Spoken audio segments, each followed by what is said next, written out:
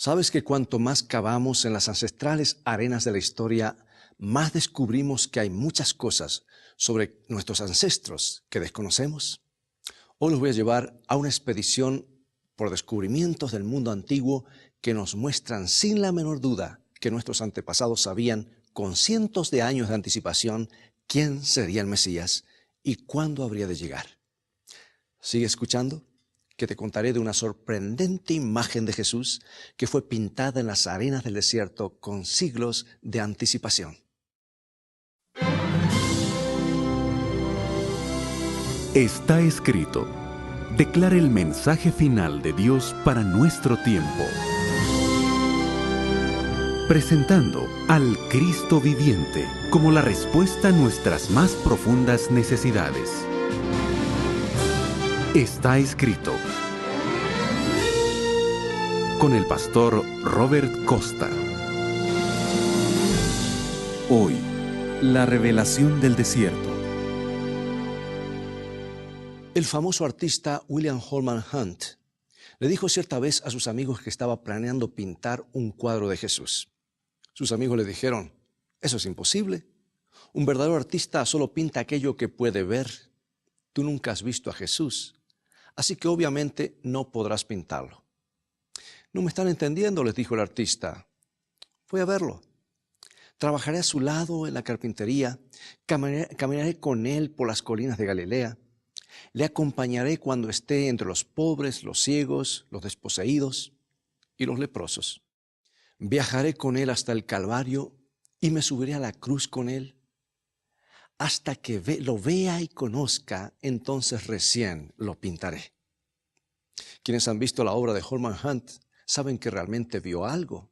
Encontró la manera de ver a Jesús, aunque fuera físicamente invisible. Estudió su vida en las palabras de la Biblia y hoy millones de personas siguen encontrando a Jesús en las páginas de este libro.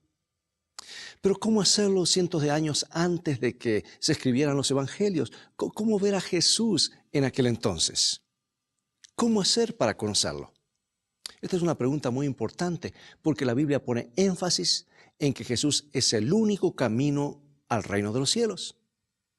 La Biblia dice que nadie puede ir al Padre si no lo hace a través de Jesús. Entonces nos preguntamos, ¿qué podían hacer los que vivieron miles de años antes de Cristo? Bien, para los que recién se están iniciando en el conocimiento de la palabra, la existencia de Cristo no comenzó en el momento de nacer en Belén. Él siempre ha estado aquí. La Biblia dice que existe desde la eternidad. Estuvo presente a través de todo el Antiguo Testamento. Podemos encontrarlo en cada página de la historia de este libro. Por eso no es correcto decir que los hombres de la época del Antiguo Testamento no tenían acceso a Jesús. Solo que su acceso era un tanto diferente. Veían por adelantado, con los ojos de la fe, el día cuando el Mesías llegaría a solucionar el problema del pecado. Esperaban la promesa que Dios le había hecho a Adán inmediatamente después de su caída, que un día la descendencia de la mujer aplastaría a la serpiente. Y el pueblo de Dios se salvaba en los tiempos del Antiguo Testamento de la misma manera en la que se salva hoy, por la fe en Cristo.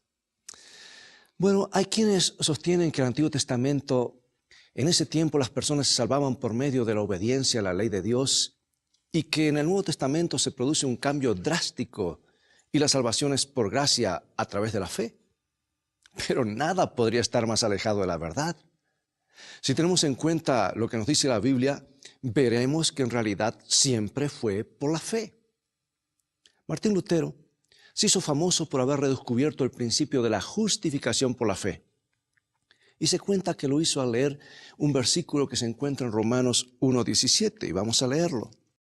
Porque en el Evangelio la justicia de Dios se revela por fe y para fe, como está escrito, mas el justo por la fe vivirá. Ese descubrimiento cambió la vida de Martín Lutero para siempre. Dejó de tratar de agradar a Dios con su buen comportamiento y los castigos autoinfligidos y puso su confianza enteramente en lo que Jesús podía hacer por él.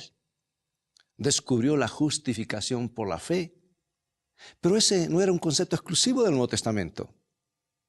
Debemos saber que cuando Pablo dijo el justo por la fe vivirá, estaba citando al Antiguo Testamento. Estaba citando al libro de Habacuc, donde la Biblia dice en Habacuc capítulo 2, versículo 4 lo siguiente. He aquí que aquel cuya alma no es recta se enorgullece, mas el justo por su fe vivirá. ¿Lo ves? Es un concepto del Antiguo Testamento. Las personas que vivieron antes del nacimiento de Cristo recibieron una visión anticipada de su llegada por medio de las ceremonias y rituales que se realizaban en el santuario. Tuvieron su presencia a través del desierto. Lo adoraron en el santuario y ofrecieron sus sacrificios como símbolo de la fe en lo que el Mesías haría por ellos en el futuro. Cientos de años antes del nacimiento de Jesús, los israelitas tenían una imagen clara de él. El tabernáculo terrenal había sido diseñado meticulosamente por Dios, no solo para replicar el santuario celestial, como nos dice el libro de Hebreos, sino también para describir vívidamente lo que haría el Mesías en su venida. Démosle una mirada. El santuario terrenal tenía dos compartimentos, uno se llamaba el lugar santo y el otro lugar santísimo. El lugar santísimo era la habitación más interna, albergaba el arca del pacto.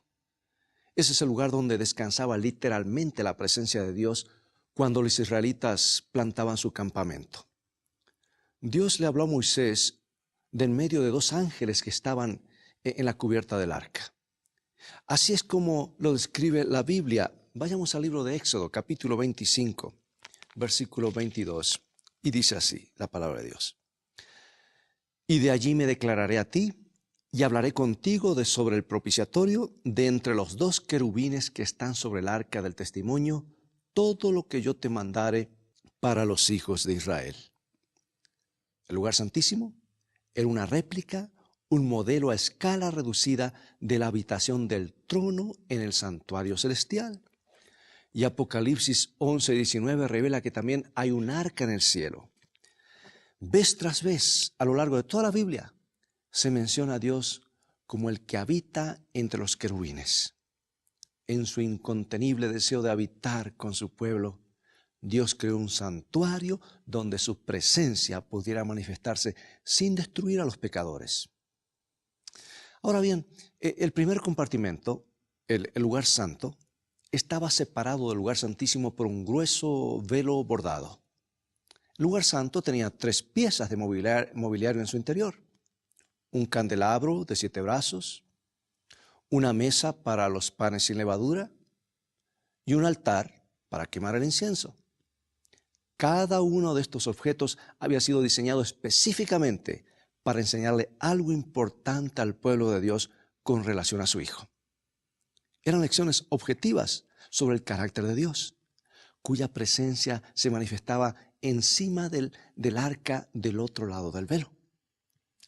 Ahora, cuando ingresamos al lugar santo, o al menos cuando el sacerdote ingresaba en él, porque a ti y a mí no se nos hubiera permitido entrar, había un gran candelabro de oro justo a la izquierda. Tenía más de 2 metros de altura y sus brazos, que sostenían 7 lámparas, se extendían por más de 1,5 metros. Estaba hecho de oro puro, oro cincelado, y debe haber pesado unos 100 kilos, o tal vez más. El candelabro con sus 7 brazos era la única fuente de luz que había en el interior del santuario. Sobre cada brazo había una pequeña lámpara de aceite. El sacerdote tenía la responsabilidad de mantenerlas encendidas en forma constante. Era un poderoso símbolo del Mesías. Ahora la pregunta es, ¿cuál era su significado? El profeta Zacarías en el Antiguo Testamento nos da algunas pistas importantes. En una dramática visión se le mostró el candelabro al que se le suministraba aceite de oliva para mantenerlo encendido. Él le preguntó al ángel qué significaba. Y esto es lo que se le dijo en Zacarías capítulo 4, versículo 6. Entonces respondió y me habló diciendo, esta es palabra de Jehová a Zorobabel, que dice, no con ejército ni con fuerza, sino con mi espíritu, ha dicho Jehová de los ejércitos.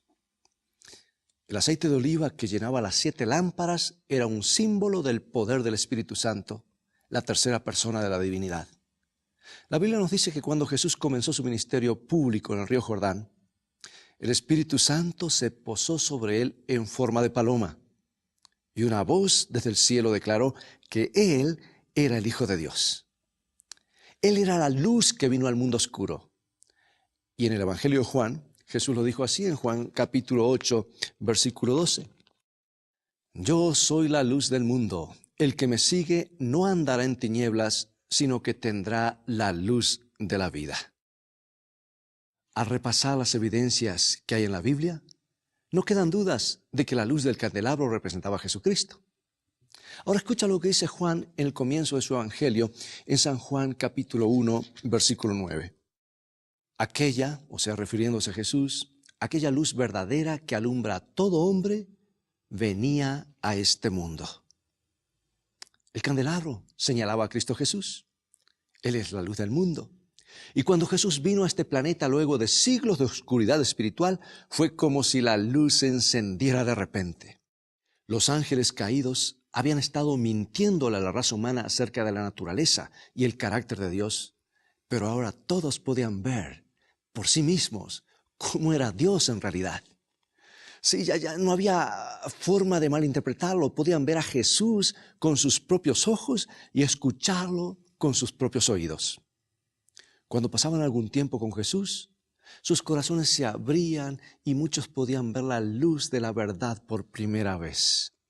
Y mientras escuchaban sus palabras, podían sentir que Dios realmente es amor. Y en la cruz, Jesús lo confirmó. Nunca en toda la historia humana había brillado una luz tan potente como la de Jesús. Sus enseñanzas eran prueba irrefutable y su carácter era una vívida imagen de nuestro Padre Celestial. En cierta ocasión, uno de sus discípulos le rogó al Señor diciendo lo siguiente. Encontramos en San Juan, capítulo 14, versículos 8 y 9. Felipe le dijo: Señor, muéstranos el Padre y nos basta. Jesús le dijo: ¿tanto tiempo hace que estoy con vosotros y no me has conocido, Felipe? El que me ha visto a mí, ha visto al Padre. ¿Cómo pues dices tú, muéstranos el Padre? Muchas veces traté de imaginarme el impacto que habrá sido Jesús para ese sistema que tenía siglos de superstición y tradición montada sobre una religión que alguna vez había sido pura y se había centrado en la presencia de Dios allí en el santuario terrenal. Debe haber sido muy difícil para aquellos ojos acostumbrados a la oscuridad poder ver la luz del Hijo de Dios. La Biblia nos dice que cuando Jesús encendió todas las luces con su venida en persona, muchos tuvieron problemas para aceptarlo. Juan lo dice de esta manera en el primer capítulo, San Juan 1, 4 y 5. En él estaba la vida y la vida era la luz de los hombres. La luz en las tinieblas resplandece y las tinieblas no prevalecieron contra ella. Por mucho tiempo, hasta los más cercanos a Jesús tuvieron dificultades para entenderlo. Juan el Bautista tuvo algunos problemas para comprender por qué estaba pudriéndose en la prisión si Jesús era el Mesías. A algunos de los seguidores de Jesús les costó entender cuál era su misión. Cuando Jesús les explicó su verdadera misión, muchos lo abandonaron. Judas tuvo inconvenientes con el hecho de que Jesús no quisiera establecer un reino terrenal. Bueno, la lista es más larga, pero con el tiempo, especialmente después de la cruz, los discípulos se acostumbraron a la luz y fueron capaces de escribir de ella en la Biblia. Por eso, hoy tú y yo tenemos acceso a una cantidad increíble de luz espiritual en las páginas del libro de Dios. Y por eso, en cierto sentido, la luz no desapareció cuando Jesús regresó a los cielos.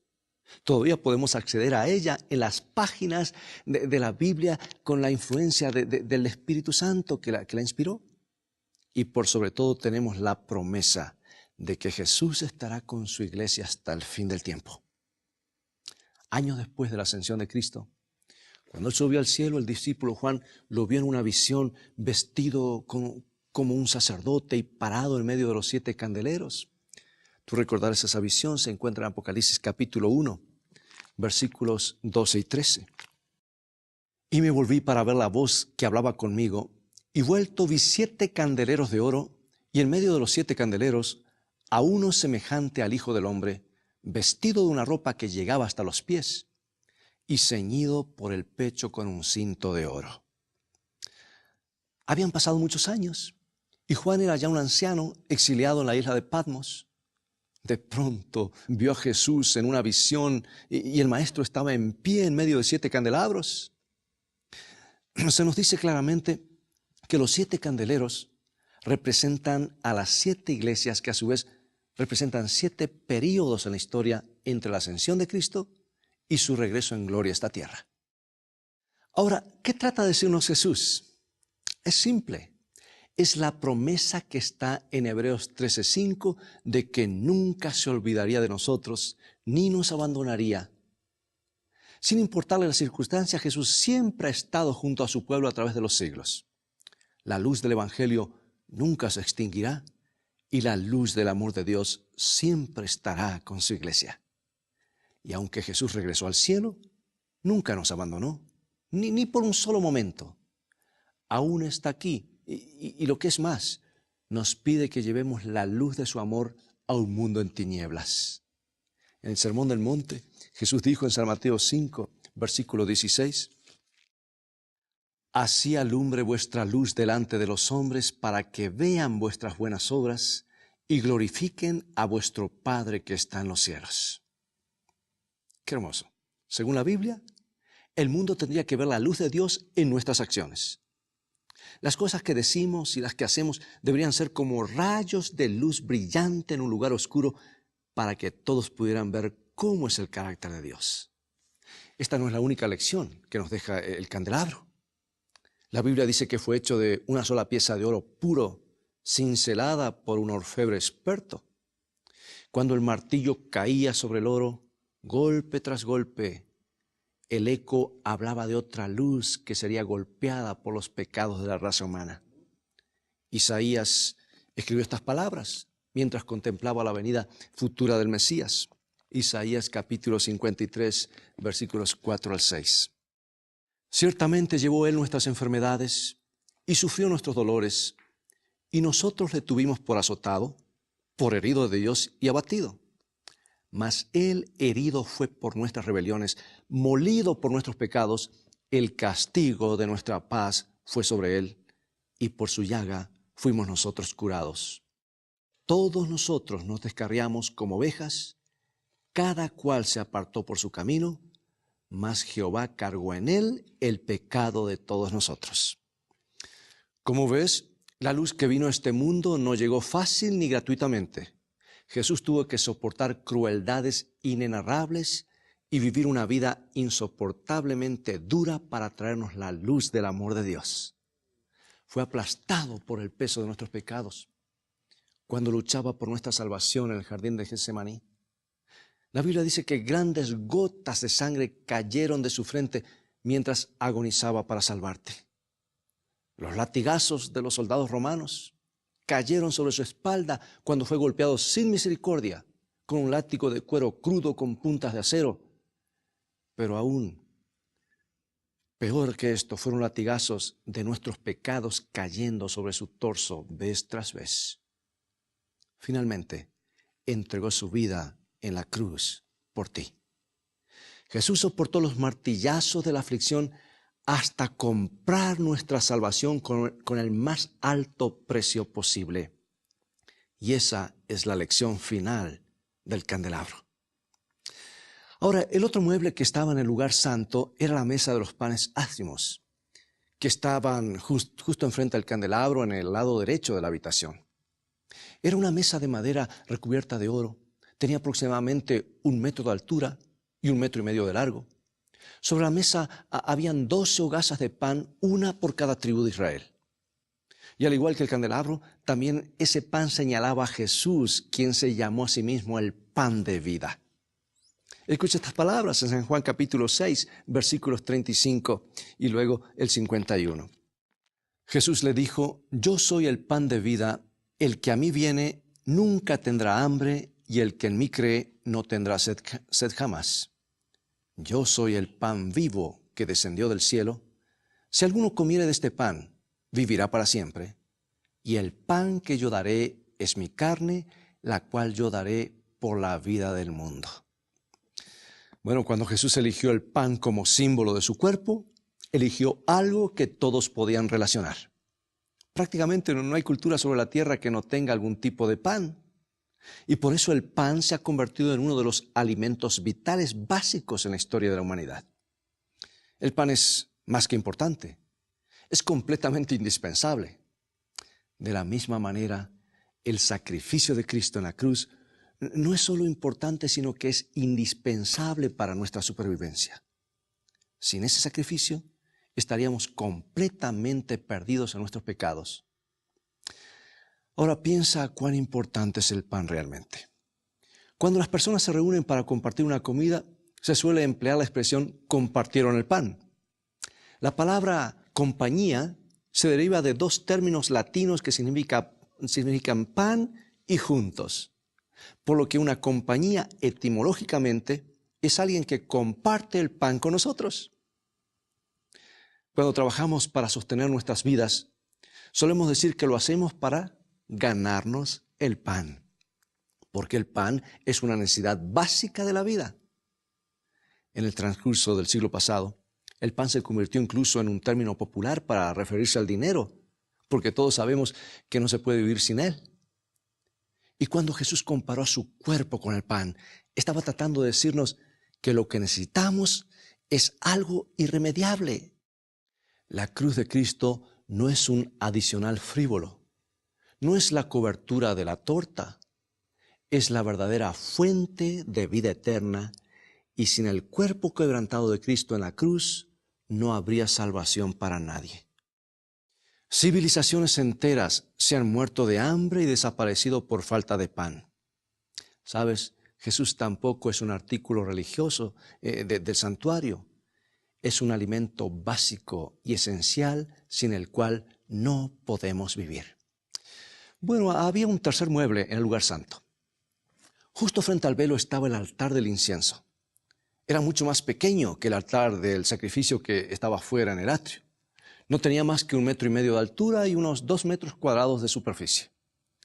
El sumo sacerdote quemaba sobre él un compuesto especial de hierbas que producía un dulce olor a humo.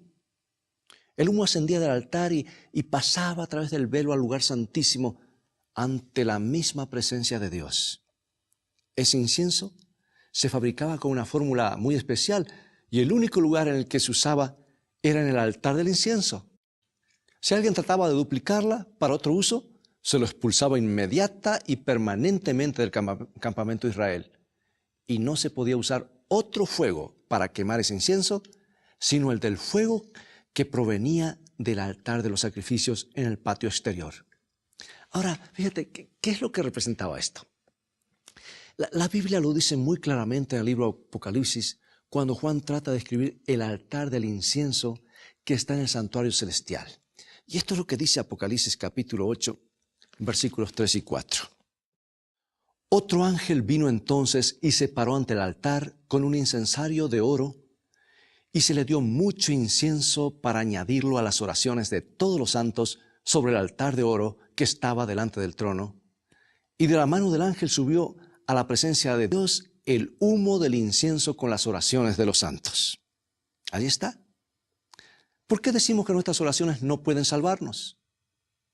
Nuestras oraciones están tan contaminadas por el pecado y el egoísmo que sencillamente no pueden entrar en las cortes del cielo ni ante la presencia de Dios.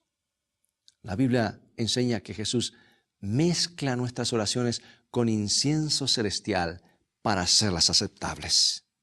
Es la única persona que ha vivido una vida perfecta y cuyas oraciones están totalmente libres de la contaminación del pecado. Ahora bien, la Biblia enseña que Él está oficiando como nuestro gran sumo sacerdote en las cortes del cielo. Y cuando nuestras oraciones llegan hasta el trono de Dios, Jesús las entremezcla con su justicia y las hace plenamente aceptables ante Dios.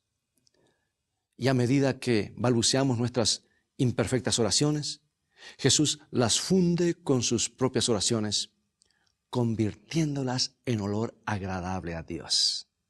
Esa es la razón por la cual para encender el incienso, no se podía utilizar ningún fuego de fuera que provenía de otro lugar, sino solamente el que provenía del altar de los sacrificios. Porque lo único que nos hace aceptables ante el trono de Dios es el sacrificio de Cristo Jesús. Amigo y amiga, todo el santuario, parte por parte, prefiguraba alguna cosa que Jesús haría a favor de su pueblo. E incluso hoy, si lo estudias con detenimiento, descubrirás facetas maravillosas acerca de un Dios cuyo mayor deseo es habitar con sus hijos. Ya no necesitamos los sacrificios de animales, pero todavía son necesarias las lecciones que nos enseñaron. Si lo buscas con cuidado, verás que Jesús está detrás de todos los símbolos del santuario. Nos pinta la imagen de un Dios que está dispuesto a todo para asegurarse tu presencia en el reino de los cielos. Es el camino al trono de Dios que fue allanado por la sangre de Cristo. Quiero hacerte una pregunta. ¿Cómo responderás a la invitación que nos llega desde el santuario? Te animo a dedicarle un poco de tiempo al estudio del santuario del Antiguo Testamento. La imagen que nos presenta de Cristo es sorprendente. Nos ayuda a entender aún más el sacrificio que realizó en la cruz del Calvario para salvarnos, para que podamos algún día estar en la presencia de Dios para siempre. No habrá más velo entre nosotros y nuestro Padre Celestial. Si hoy has sentido la voz de Jesús hablando a tu corazón, si te gustaría acercarte más a Él, te invito, donde quiera que te encuentres, ahora mismo, a inclinar tu cabeza y orar conmigo. Padre Celestial, estamos sorprendidos por lo que podemos ver en el santuario del Antiguo Testamento. Estamos sorprendidos por el amor que tienes por nosotros. Queremos darle nuestros corazones a quien se nos revela en el santuario. Queremos suplicarte por el don del Cordero de Dios para poder entrar confiadamente ante tu presencia en el lugar santísimo del cielo. Te pedimos que hables a nuestros corazones. Queremos seguir a Jesús. Por eso te lo pedimos en su precioso nombre. Amén. Amigo y amiga, ha llegado el momento de despedirnos. Te invito a continuar estudiando los mensajes de esperanza de la Biblia.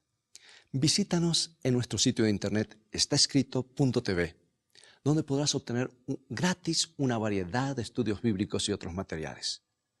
Dios te bendiga y te guarde, y recuerda, escrito está, no solo de pan vivirá el hombre, sino de toda palabra que sale de la boca de Dios.